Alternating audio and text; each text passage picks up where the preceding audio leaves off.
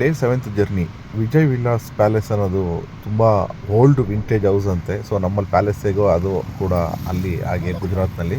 So ಅಲ್ಲಿಗೆ ಹೋಗಿದ್ವಿ. ಅಲ್ಲಿಂದ ನೋಡಿಕೊಂಡು ಡೈರೆಕ್ಟ್ ಹೋಗ್ಬೇಕಿದ್ದು ನಾವು ಕೋಟೇಶ್ವರಂಗೆ ಹೋಗೋ ದಾರಿ ಮಧ್ಯದಲ್ಲಿ ನಮಗೆ ಪಾಕಿಸ್ತಾನದ್ದು ಬಾರ್ಡರ್ ಸಿಗುತ್ತೆ ಅಂದ್ಬಿಟ್ಟು ಲೆಫ್ಟ್ ಸೈಡ್ಗೆ ಒಂದು ಗೈಡ್ಲೈನ್ ಸಿಕ್ತು. ಸೊ ನಾವೇನು ಮಾಡಿದ್ವಿ, ಅಲ್ಲಿಗಿಂದ ಡೈರೆಕ್ಟ್ ಅಲ್ಲಿಗೆ ಹೋದ್ವಿ.